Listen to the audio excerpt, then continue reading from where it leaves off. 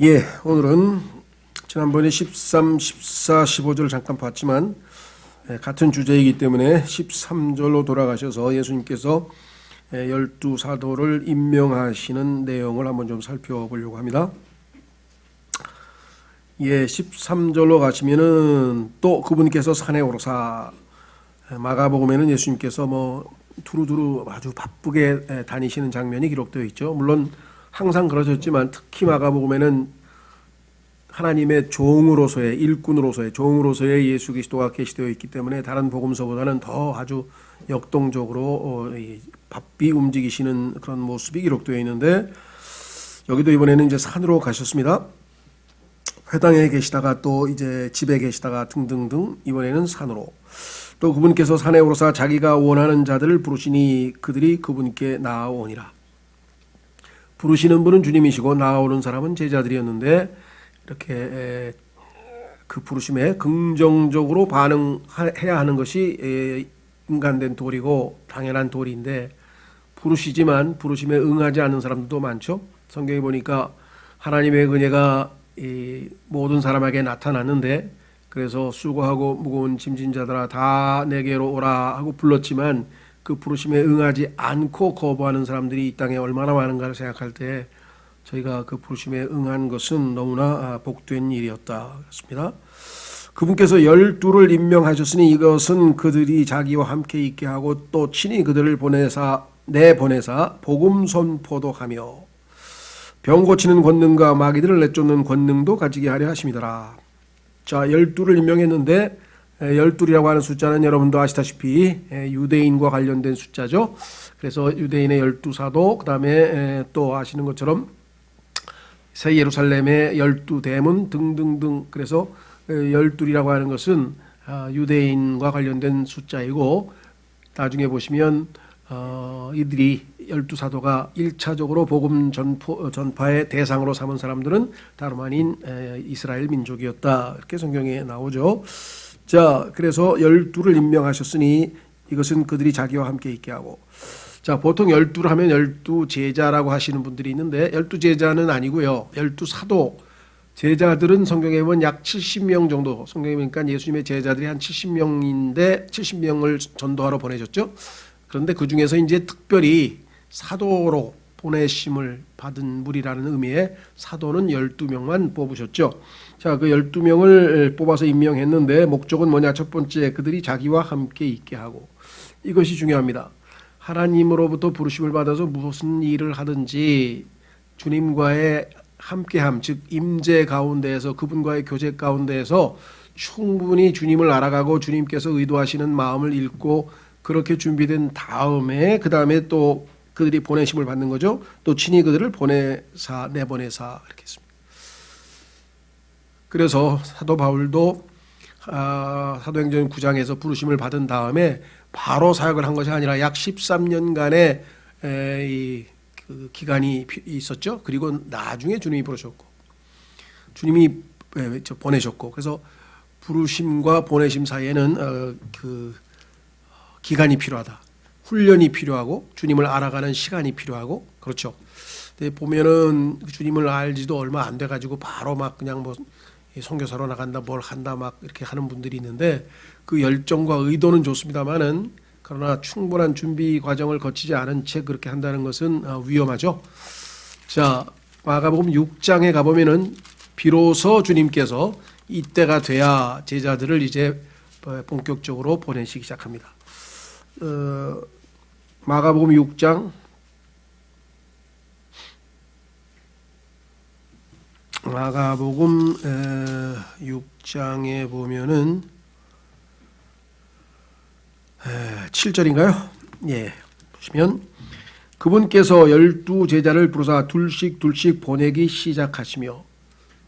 자, 보내기 시작한 것이 지금 6장에 와서 보내기 시작한 거죠. 예, 그러니까 그간에는 주님과 함께 있었다라는 사실 우리가 좀 강조하고 싶고요. 그래서 이것이 잘 안 되면 보내지도 않았는데 막 가는 경우도 생길 수가 있습니다. 그런 일들이 너무나 안타까워요. 오늘 보니까 이따가 기도 제목에도 나오겠습니다만은 터키에 저희 교회도 다녔고 또 다른 저 인천에서 교회 생활 하시다가 터키로 이제 부부가 물론 뭐 선교사를 임명받고 그래서 간 건 아니지만 터키에 있는 국제학교에 두 부부가 이제 두 사람이 가서 지금 터키의 수도인 앙카라가 아니죠? 맞나? 앙카라 맞네요. 거기에 있는 형제에게서 연락이 왔는데 그런 얘기를 하더라고요. 그 터키의 인구의 99%가 이제 이슬람이고 그래서 이슬람 전도가 보통 어려운 게 아니다. 그것도 맞는 말이죠. 그런데 실제적으로 형식적인 이슬람교도고 세속화돼서 거의 그냥 이름만 종교 이름만 붙었지 실제적으로는 뭐 제대로 된 신자가 별로 없습니다.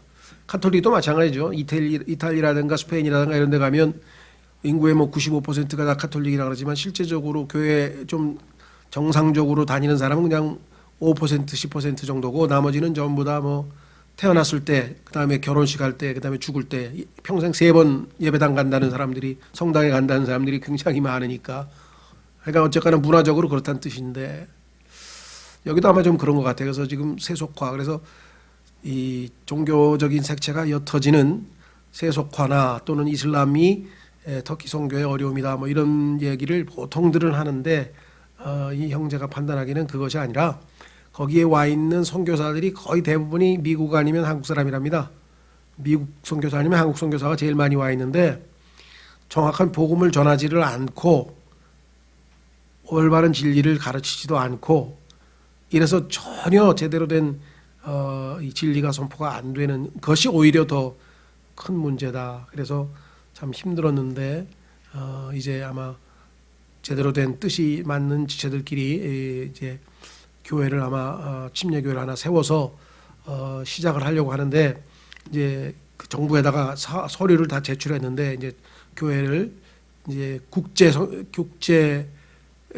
소위 말하면 교회니까 외국 분들이 많이 기독교 신자들 외국 사람들이 오겠죠. 뭐 공관원이라든가 외교관이라든가 이런 사람들이 올 텐데 어쨌거나 좀 서류가 통과돼서 정식으로 교회 인가를 좀 받고 할 수 있도록 또 제대로 된 복음 증거의 기지가 마련될 수 있도록 그렇게 일단 기도 제목이 와 있어서 이따 좀 기도를 하겠습니다만은 어쨌거나 하여간 지금 여기 보시면 준비 안 된 사람들도 많다. 여기서 주님 첫째가 중요합니다.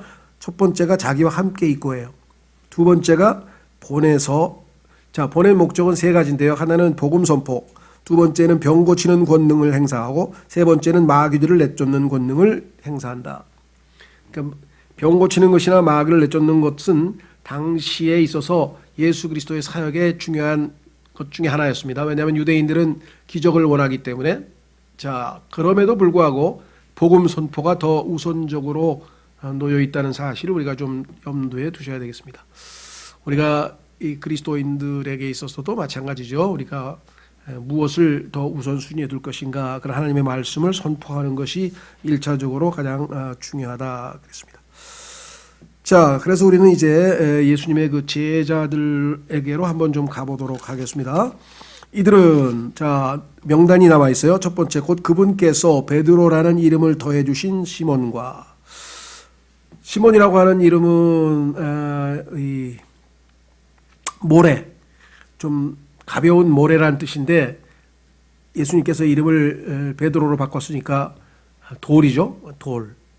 그래서 정말 회심, 이게 모래에서 돌로 변화되는 그런 새로운 삶, 즉 새로운 창조물이 된 그것을 아마 예수님께서 염두에 두시고 아마 이름을 바꿔주시지 않았는가, 이름을 더해 주셨나는 것을 우리가 짐작해 볼 수 있는데요.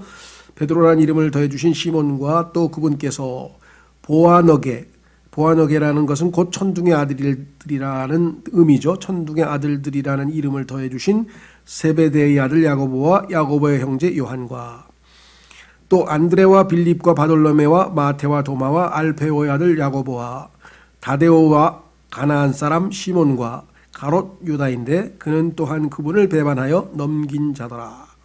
그렇죠? 그들이 어느 집에 들어가니. 여기까지가 아마 이 제자들을 소개하고 있는 장면인데요. 이분 제자들에 대해서 우리가 성경을 다 찾아서 다 얘기할 수는 없고 그 중에서도 이제 가장 특징적인 몇 가지만 좀 한번 짚고 넘어가도록 하겠습니다.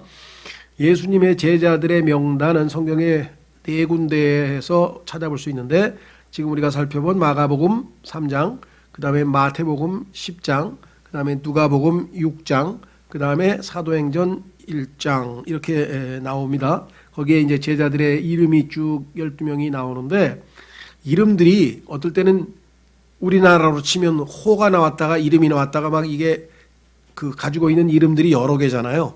예를 들면 마태 같은 경우는 원래 레위라고 하는 이름을 가지고 있었죠. 근데 예수님이 마태라는 이름이 붙었잖아요. 그러니까 레위라고 하는 마태 뭐 이런 식으로 그래서 이 성경에 나와 있는 그 인명 사람들의 이름을 우리가 잘 이렇게 한다는 것은 보통 어려운 일이 아닙니다. 그래서 상당히 좀 혼동을 많이 일으키는데, 자, 그래서 여기 보시면 첫 번째는 베드로죠. 놀라운 사실은 이 네 곳에서 베드로는 항상 첫 번째로 12명 중에서 이름이 언급된 것으로 봐서 특별한 어떤 뭐 수석 사도라 그럴까 뭐 이렇게 사람들이 생각하는 것 같아요. 그리고 뭐 그것이 잘못됐다는 건 아니에요. 그래서 로마 가톨릭 교회에서는 이 교황 제도를 만들면서 제1대 교황으로 베드로를 뽑았는데, 사실 베드로는 성경에 보니까 베드로의 아내의 어머니를 예수님께서 고치셨잖아요. 그러니까 결혼을 한 사람인데 결혼을 안 하는 규칙을 만들어서 교황 제도를 만들고 결혼한 사람을 제1대 교황으로 뽑았다. 이것도 참 어떻게 보면 모순이 되는 것 같기도 하고요. 두 번째는 예수님께서 직접 제자들을 부르실 때 사탄아 하고 이렇게 지칭한 사람이 베드로 한 사람입니다. 그러니까 베드로가 그렇게 명예스러운 것만 있는 건 아니에요. 그래서 네가 어떻게 하나님의 일을 생각하지 아니하고 그렇죠 사람의 일들을 생각하냐 하면서 베드로에게 꾸중을 하셨던 그 장본인이 바로 베드로고요. 또 자기 자신이 여러 장로들 중에 한 장로에 불과하다 해서 자기가 무슨 특별한 존재라고 하는 것을 의식하고 얘기를 안 했습니다. 그 다음에 사도행전 15장에서 예루살렘에서 최초로 소위 말하면 회의가 열려요. 왜냐하면 당시에 이단이 두 종류가 있었는데, 하나는 행위로 구원받는다, 모세 율법을 지키고 예를 들면 할례를 받아야 구원받는다라고 하는 행위 구원을 주장하는 사람들이 있었고, 두 번째는 믿음으로 구원을 받았어도 행위로서 우리가 구원을 지켜내야 된다고 하는 두 종류의 이단이 있었는데, 그렇죠, 그런 이단들에 대해서 교회가 올바르게 교리를 확립하기 위해서 예루살렘에서 회의가 열렸는데, 그때 그 예루살렘 최고 지도자로서 책임자로 등장한 사람은 베드로가 아니고 예수님의 동생인 야고보라고 하는 사람이 등장해서 최종 결론을 내린단 말이죠. 그러니까 그 당시만 해도 베드로가 그렇게 최고 취급만 받는 게 아니었다는 것을 우리가 알 수 있고요. 그 다음에 사도 바울을 성경에서는 우리가 제일 따라야 할 사도로 또 우리의 지도자 리더로 뽑았죠. 그래서 고린도전서 11장 1절에서 사도 바울이 내가 예수 그리스도를 따른 것처럼 너희는 나를 따르라고 담대하게 말한 것은 바울이었지 베드로가 아니었다는 사실. 오히려 베드로는 유대인들 앞에서 자기가 이방인들과 함께 식사하고 교제했던 것이 들통날까 봐 위선적인 행동을 했고, 그래서 바울로부터 그것을 지적받아서 책망받는 내용이 갈라디아서 2장에 기록된 것으로 보면, 베드로가 그렇게 이 가톨릭 교회에서 존경하는 것처럼 그렇게 항상 최고의 모습을 보인 것은 아니라는 사실. 예수님을 3번 부인한 것도 그렇고, 거기서 오히려 베드로는 흠결이 많았지 그렇게 본이 되는 것만은 아니었다는 사실 우리가 좀 염두에 두셨으면 좋겠습니다.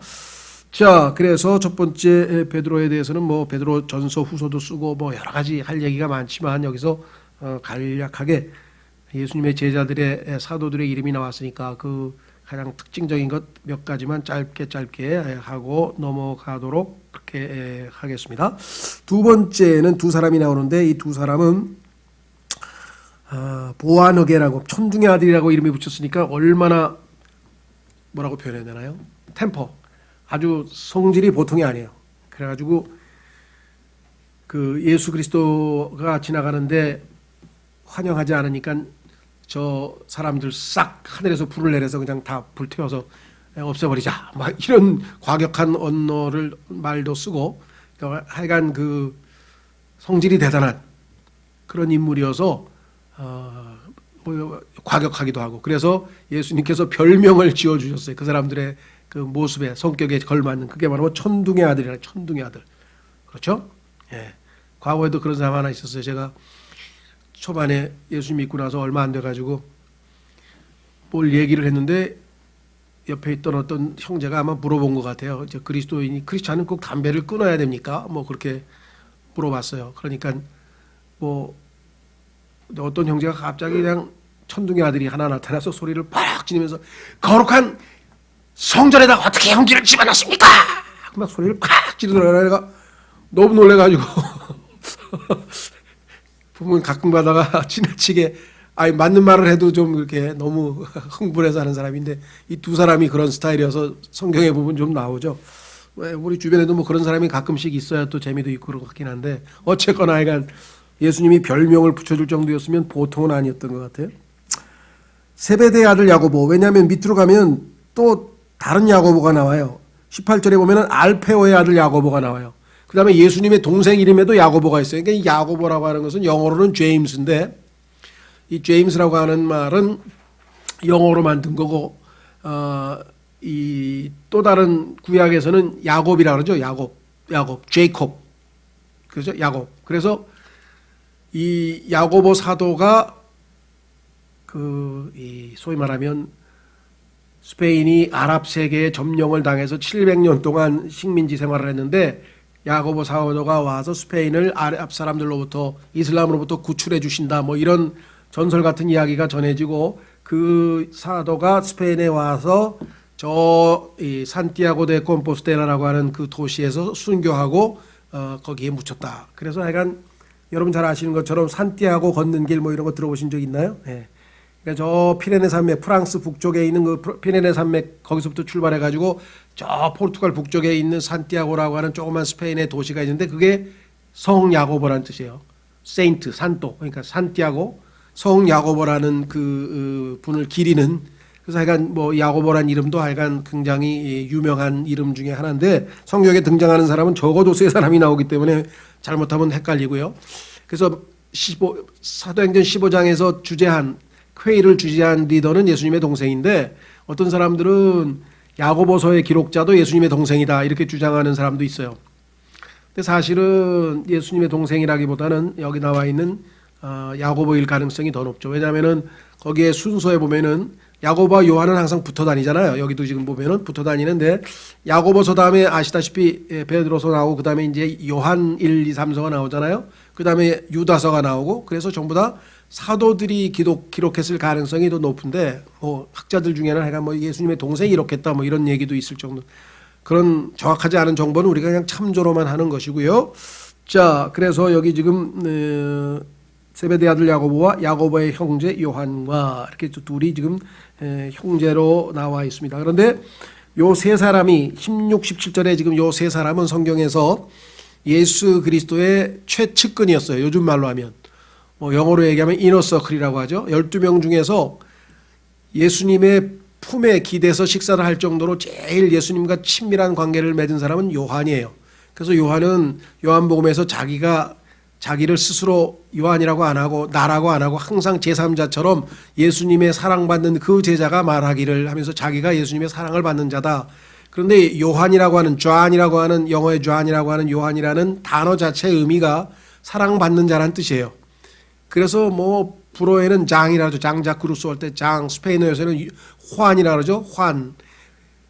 그 다음에 이태리도 그렇고 뭐 장이라든가 존이라든가 이런 이름은 서양에서는 아주 최고 인기의 이름이에요. 왜냐하면 이 요한이라고 하는 이름 자체가 사랑을 받는다는 의미를 갖고 있기 때문에 그렇죠. 예. 자, 뭐 저기도 존 바이든이죠. 이번에 대통령 된 사람도 존 바이든 맞나요?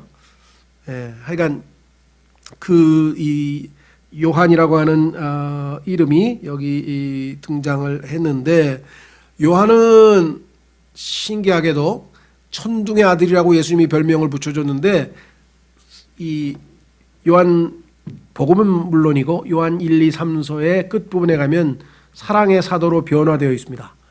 마지막 요한계시록까지 기록한 걸 보면 정말 하나님 예수님의 사랑을 많이 받은 것 같아요. 어쨌거나 약간 그렇게 변화된 모습으로 나오죠. 자, 그 다음에 요 세 사람은 아까 얘기한 것처럼 그 측근 이너서클인데, 왜냐하면 예수님께서 12명 중에서 세 그룹으로 나눠요. 제일 측근, 제일 예수님의 친밀한 제자가 요한이고, 그 다음에 요한, 야고보, 그 다음에 베드로, 요 세 사람이 또 한 측근이고, 그 다음에 나머지 그룹. 그래서 성경에 보면은 이렇게 셋으로, 그렇죠? 예. 이 소위 말하면 30배, 60배, 100배. 그래서 하나님과 가장 친밀하게 교제하는 그룹과 그 다음 그룹과 그 다음 그룹. 또 우리의 영적 성장도 보면은 어린 아이들, 어린 자녀들아, 그다음에 청년들아, 아비들아, 그러면서 항상 셋으로 그 어떤 그 구분 짓는 게 자주 등장하죠. 그래서 중요한 일이 있으면 예수님은 다 데리고 가는 게 아니라 세 명만 데리고 다녔어요. 첫 번째는 여러분 잘 아시는 것처럼 변형산에 올라갔을 때, 그때도 세 명만 데리고 갔죠. 베드로, 요한, 야고보. 그 다음에 겟세마네 기도하러, 겟세마네 동산에 예수님께서 십자가를 앞두고 기도하러 갔을 때도 세 명만 데리고 갔어요. 하나님께서 이게 차별하시는 거 아니냐? 뭐 차별하셔도 할 수 없죠. 하나님께서 필요하니까 그렇게 하셨겠죠, 그렇죠? 예. 그러니까 여기 제자들 보면은 각자가 다 쓰임새가 달라요. 어떤 사람은 더 중요한 일을 하고 어떤 사람은 덜 중요한 일을 했지만, 그거는 정말 주님께서 알아서 하시는 일이기 때문에 자기에게 주어진 일에 충실한 게 중요한 거지, 남이 이렇고 저렇고가 무슨 소용이 있습니까? 맨 나중에 그 베드로인가요? 자기의 미래에 대해서 예수님께서 말씀하시니까, 그러면 저 사람은 어떻게 된 건데요? 저 사람 하면서 요한에 대해서 궁금해가지고, 궁금할 거 없죠. 그분은 또 그 사람은 예수님께서 알아서 다 책임 분량을 정해 주시겠죠. 어쨌거나 하여간 이 요한이라고 하는 사람이 나중에 사랑의 사도로 바뀌고, 이 세 사람은 측근 중에 측근으로 알려져 있는 세 사람입니다. 그 다음에 이제 네 번째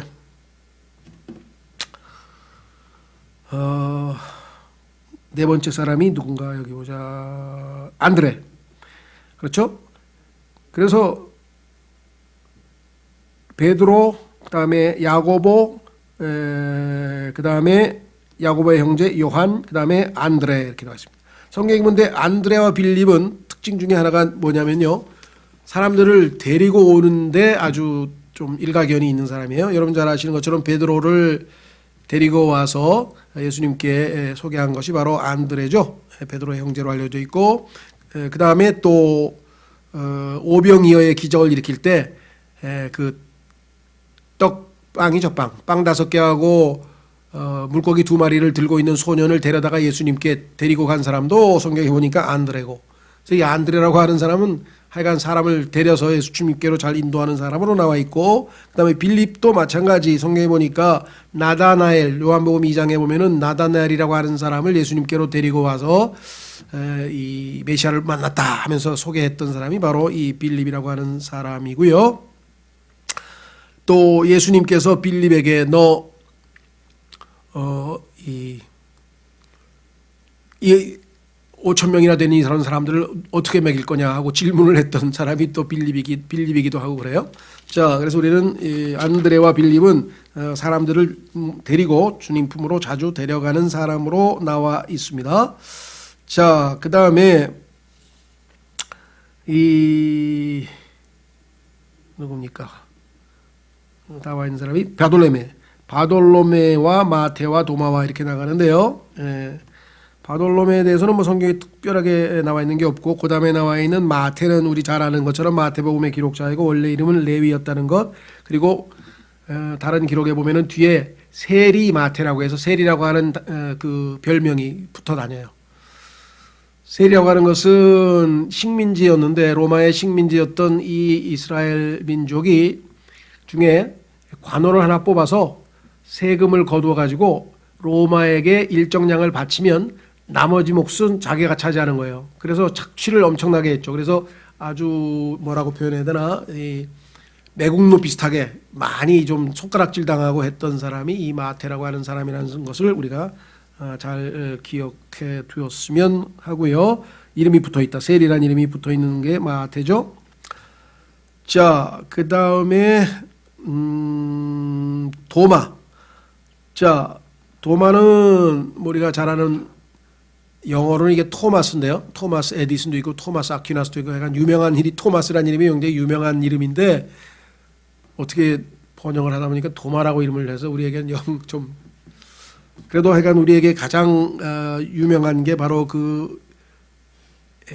그러니까 믿음 없는 도마 이렇게 알려져 있죠. 왜? 예수 그리스도께서 부활 후에 나타났는데 도마는 그 모임에 없었어요. 다른 제자 11명만 있었고 10명만 있었죠. 그래서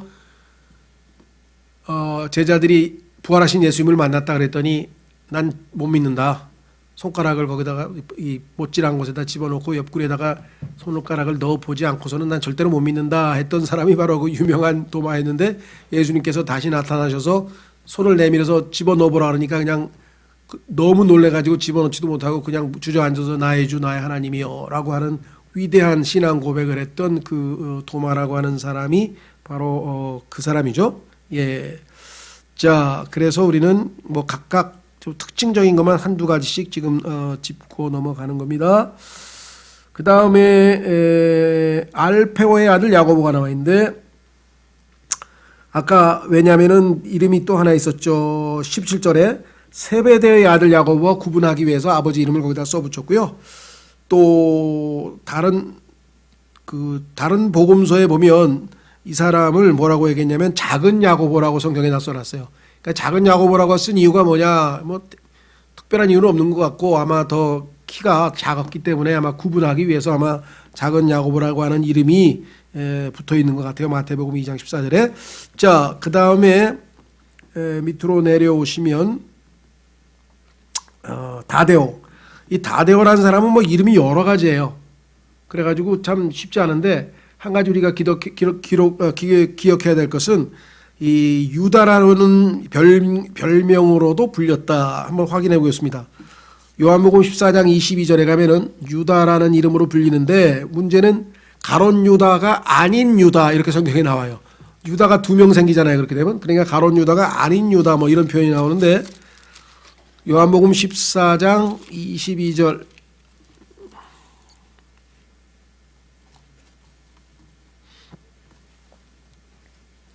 요한복음 14장 22절에 가룟이 아닌 유다가 그분께 이르되 가룟이 아닌 유다라고 나와 있죠.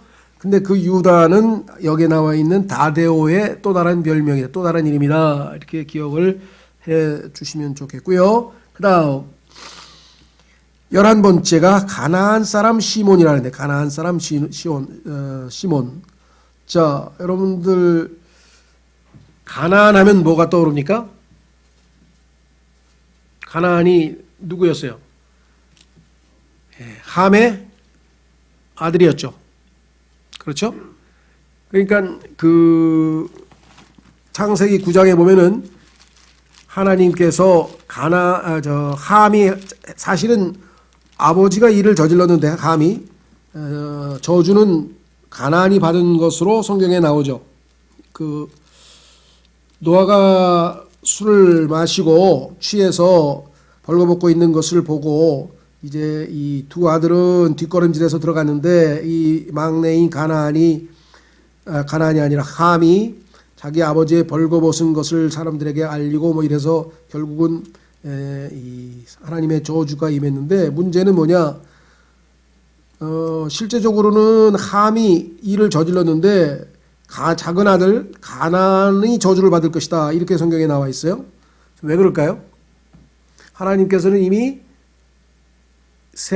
노아의 새 아들을 이미 축복을 하셨기 때문에 그죠? 가나안이 저주의 대상이 됐고 그 가나안이 소위 말하면 가나안 민족들의 조상이죠.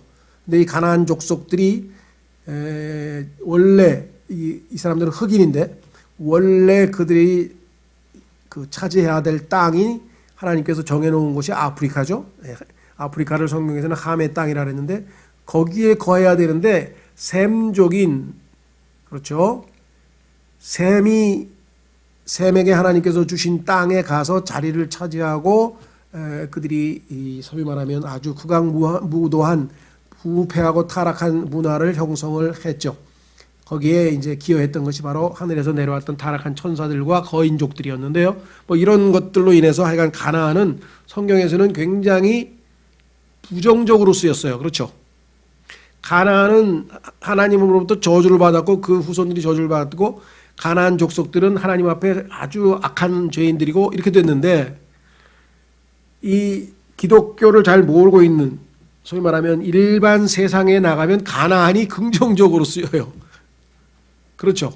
우리나라에 보면 가나안 농물학교가 있고 뭐 가나안 제가가 있고 이 가나안이 왜 그렇게 긍정적으로 쓰이는가? 가나안 자체는 굉장히 안 좋은 건데 성경에서는 그들이 살고 있는 그 가나안 종족이 살고 있는 땅이 하나님께서 이스라엘 백성에게 주신 약속의 땅이 되어버렸단 말이죠. 그렇죠. 그러다 보니까 가나안 자체는 원래 안 좋은 건데 가나안이라는 것이 긍정적인 그 이미지를 갖게 된 거예요. 이건 굉장히 좀 조심하셔야 돼요. 성경에서 가나안에 대해서는 마지막 천년왕국에서도 가나안 족속들은 하나님 앞에 경배하러 들어오지 못한다고 나와 있고 저주가 임한 민족으로 되어 있거든요. 근데 일반적인 세속 문화에서는 가나안이 그 배경을 모르니까 긍정적인 것으로 알고 그리스도인들도 잘 모르는 사람들은 그렇게 생각하겠죠. 또 여러분 아시는 것처럼 두란노도 마찬가지입니다. 두란노 서원, 우리 두란노 출판사도 있고 그래서 긍정적으로 사람들이 생각하기 쉬운데 뭐 긍정적으로 생각할 수 있는 근거는 있죠. 왜냐하면 그 두란노라고 하는 사람은 원래 히랍 철학자입니다. 근데 히랍에서 당시에 우리나라도 옛날에 보면 율곡이라든가 뭐 퇴계 이항이라든가 이런 사람들은 자기들의 문화생을 가르치고 후학을 양성했잖아요. 그렇죠? 사상을 가르치면서 살았잖아요. 그런 것처럼 히랍에는 그리스에는 철학자들이 워낙 많아서 자기들의 문화생을 키우는 사람들이 많아요. 그 사람들이 각자 자기가 세운 조그만 학교에서 교습소죠. 교습소에서 자기 철학과 사상을 가르치는데 그것을 아카데미라 그래요. 아카데미. 아카데미 아시죠? 그래서 그 두란노라고 하는 철학자가 세운 아카데미 이름이 그 두란노 학당인데 서원인데 바울이 거기서 복음을 전하고 거기서 성경을 오랫동안 가르쳤어요.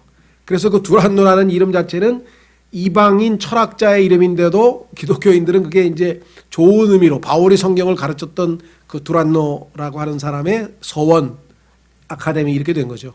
이런 것들 우리가 좀 조심을 해야 되겠고요. 어쨌거나 하여간 이 가나안 사람 시몬인데요.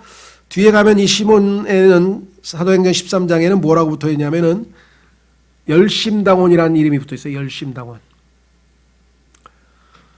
그러니까 소위 말하면 그 마태는 로마 제국에 빌붙어서 세금 세리를 했고 이 시몬이라고 하는 열심당원 가나안 족속은 가나안 출신은 아주 조국을 구하기 위해서 독립운동을 한 거예요. 그러니까 마태하고 이 시몬하고 예수님의 한 그룹인 12사도 안에 포함됐다고 하는 것은 극과 극이죠. 오늘로 치면 막 극자와 극우가 한 예수님 제자 속에 안에 들어갔는데 따라서 우리가 예수 그리스도를 믿고 구원받는 것은 그 사람의 정치 사상이나 무슨 뭐 그 어떠한 성향이나 이런 것에 편향되지 아니하고 누구든지 예수 그리스도를 만나면 과거를 다 청산하고 새로운 피조물로 새로운 창조물이 될 수 있는 것이죠. 그렇죠? 예, 그래서 여기 보면은 정말 물과 기름으로 섞일 수 없는 사람들이지만 예수님께서 부르셔서 자신의 목적에 합당하게 사용을 하신 것으로 나와 있습니다. 그렇죠? 자, 그래서 우리는 마지막 이제 19절에 와 있네요. 가롯 유다. 자, 여기서 이제 가룟이라는 단어가 이제 우리에게 관심이 있는데 이것은 출신지를 나타냅니다. 영어로는 이스캐리엇이라고 부르는데 가룟이라고 하는 말은 무슨 뜻이냐? 그 소위 말하면 뒤에 나와 있는 도시의 이름, 지방 이름이 캐리옷이에요. 그러니까 캐리옷 출신의 아들 이런 뜻이에요. 캐리옷 출신이란 뜻인데 우리도 그렇죠. 예를 들면 어떤 사람이 어느 지방 출신이라고 하는 것을 지금 뒤에다가 붙여놓은 것이에요. 여기다가. 그러니까 다른 사람들은 대부분 다 갈릴리 출신이죠. 그 다음에 가나안 족속에 해당 가나안인에 해당하는 시몬이 하나 있었고 그다음에 여기 보니까 이 사람은 요단강 동편의 모압 지방에 있는 이 캐리옷이라고 그리옷이라고 하죠. 그리옷. 가리옷 할 때 그리옷이라고 하는 도시의 출신이기 때문에 특별히 그 사람의 이름에 이게 붙어 있는 것이죠. 자, 그런데 이 가롯 유다라고 하는 사람은 19절에 따로 독립해서 따로 떼어놨어요. 첫 번째 보시면 이 베드로도 따로 떼어 있고, 첫 번째 12명 중에서 첫 번째는 베드로를 따로 떼어서 취급을 했고, 맨 끝에 가롯 유다도 따로 떼어서 19절에다가 독자적으로 이렇게 세워놨는데, 여기에도 뭔가 좀 의미가 있겠죠. 아까 말씀드린 것처럼 그리옷이라고 하는 지방인데, 이 지방은 모압 족속이 살고 있는 지방이고 요르단 동쪽에 있고요. 그 밑으로 가면 베레아라고 하는 그 이름으로 알려지기도 했는데, 이 가롯 유다는 왜 성경에서 우리에게 주목을 끌느냐? 나중에 등장하게 될 적 그리스도의 예표로서 이 사람이 등장하기 때문에 그래요. 그래서 이 가롯 유다에 대해서는 성경에서 아주 많은 여러 가지 자료들이 있는데 여기서 다 얘기할 수는 없고 몇 가지만 눈에 띄는 것 보시면, 자, 성경에 보니까 가롯 유다를 예수님께서 멸망의 아들이라는 이름을 붙여서 멸망의 아들. 그 다음에 계시록에 가니까 적 그리스도의 이름이 멸망의 아들로 나와요. 그러니까 이거 뭔가 심각한 연관관계가 있죠. 그 다음에 예수님께서 너희들 중에 한 사람은 마귀다. 그런데 그 마귀가 바로 가롯 유다인 것을 말씀하신 것이라고 성경에 기록되어 있어요. 마귀라고 이름을 부르셨던 이름이 있어요. 그런데 이 멸망의 아들이라고 하는 이름은 계시록에 보면은 지하에서 나오는 마귀의 이름 아폴루온이라고 하는 이름과 똑같은 뜻을 갖고 있고요.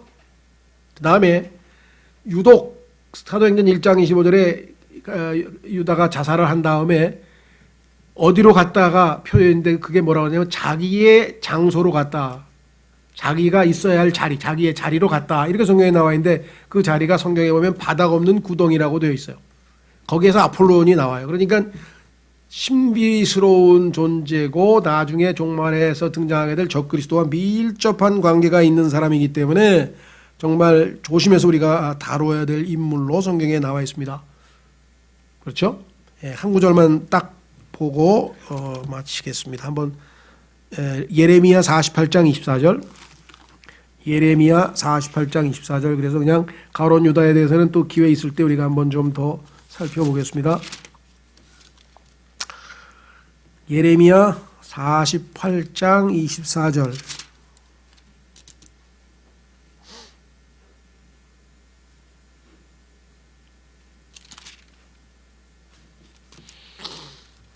자, 하나님께서 이제 예언한 것 중에 모압 족속에 대해서 한 예언 중에 24절에 이렇게 써 있습니다. 그리옷, 이게 유다의 고향이에요. 아까 얘기했죠. 그리옷이라고 그랬죠. 그래서 가룟이라는 것은 그리옷이라는 거죠. 그리옷의 사람. 그리옷과 보스라와 및 멀리 있거나 가까이 있는 모압 땅의 모든 도시에 임하였도다. 모압의 뿔이 잘리고 그의 팔이 부러졌도다. 성경에 보면은 적그리스도의 특징 중에 하나는요, 그가 작은 뿔로 다니엘서에 기록되어 있고, 그 다음에 그의 스가랴서에 보면은 그의 팔 하나가, 그렇죠? 이 부상당하는 것이 성경에 기록되어 있는데, 이런 모든 자료를 다 총 집합해 보면은 가롯 유다라고 하는 사람에게 성경에서 뭐라고 붙어 있습니까? 이름이 예수님을 배반한 자더라. 이렇게 딱 붙어 있잖아요. 그렇죠? 유다에게는 항상 따라다니는 것, 예수님을 배반한 자더라. 이렇게 성경에 기록되어져 있습니다. 자, 예수님의 제자들의 이 명단을 보니까 참 시사하는 바가 많죠. 엄청나게 다양한 종류의 사람들이 여기 들어가 있었구나. 그 다음에 성경에서 특별히 무슨 역사의 기록으로 남아있지 않은 그런 사람들도 있어요. 그러니까 아주 평범한 뭐 아주 대단한 사람들이 아니라 예수님께서는 언제든지 누구든지 예수님의 부르심을 받으면 그들에게 아까 얘기했죠. 예수님과 함께 있게 해주고 함께 있는 가운데 예수님을 통해서 많은 것을 배우고 그분의 능력을 덧입고 그래서 나가서 복음을 전파하고 그 다음에 병든 자들을 치료하고 그 다음에 마귀 들린 자들을 해방시키고 하는 그러한 위대한 일을 할 수 있게 된다. 이렇게 되는 것이겠죠. 자, 그래서 우리도 어떤 의미에서는 우리가 성경에 나오는 사도라고 하는 의미에서 예수님이 우리를 보냈다. 이렇게 해서 정식 사도 그렇게 명칭을 안 하지만 성경에서 우리도 정말 하나님의 말씀을 다른 사람들에게 선포하는 자로서 우리가 책무가 있다고 한다면 예수님의 이 제자들과 우리를 또 영적으로 한번 적용해서 비교해 보실 수가 있을 것 같아요. 그래서 오늘 뭐 짧지만 예수님의 이 12 제자를 선택하신 것을 살펴봤는데, 한 가지 마지막으로 지적하고 싶은 것은 어떻게 우리가 보기에는 별 볼 일 없는 이 12명을 통해서 어마어마하게 이 많은 전 세계의 모든 이 복음화를 이루실 수 있었을까? 예수님께서는 어떻게 이런 정말 우리가 예측하기 어려운 그러한 방식으로 계획을 세우셨을까? 물론 성경에 보니까 그 이외에 사도들의 명단이 몇 개 더 있어요. 바나바도 사도에 들어가죠. 그 다음에 바울도 사도에 들어가죠. 그래서 그 사도로 뽑힌 사람이 12 사도들 이외에도 더 있기는 있습니다만은 어쨌거나 하여간 예수님께서는 그 소수의 사람들을 통해서 역사하셔서 전 세계로 하나 둘씩 오늘날 2000년이 넘도록 폭발적으로 또 때로는 지속적으로 해서 전 세계가 지금 복음을 들을 수 있는 그런 놀라운 방식을 사용하셨다. 참 우리에게까지 이 면면이 이렇게 뭐라 그럴까요? 쭉 이어져서 우리에게까지 복음이 전파되었다. 또 우리에게서도 중단돼서는 안 되겠죠. 계속해서 우리가 이 사역을 주님과 함께 감당을 해야 되겠다 그랬습니다. 자, 16장 한 구절 읽고 기도하겠습니다. 16장에 보면은 예수님께서는 승천하시고 그냥 끝나신 게 아니고 마가복음 16장 19절에 보면 예수님께서 승천하시는 장면이 나오는데, 마가복음 16장 19절, 이렇게 주께서 그들에게 말씀하신 뒤에 하늘로 올려져서 영접을 받으시고 하나님 오른편에 앉으시니라. 그리고 우리 앉아서 쉬고 계신 줄 알았는데 20절에 그들이 나아가서 12 사도들이죠. 그들이 나아가서 모든 곳에서 복음을 선포하며 주께서 그들과 함께 일하시며 따르는 표적들로 말씀을 확증해 주시니라. 아멘. 여전히 우리와도 함께 일하고 계신 주님을 우리가 신뢰할 수 있을 것 같습니다. 이 시간에 오늘 주신 말씀을 우리가 잠깐 통해서 하나님 정말 이 제자들도 주님의 부르심을 받아서 주님께서 필요하신 대로 사용하셔서 주의 뜻을 이루셨듯이 우리의 인생도 주님의 뜻 가운데에서 주님을 영화롭게 하는 데 쓰임받도록 잠깐 기도하겠습니다.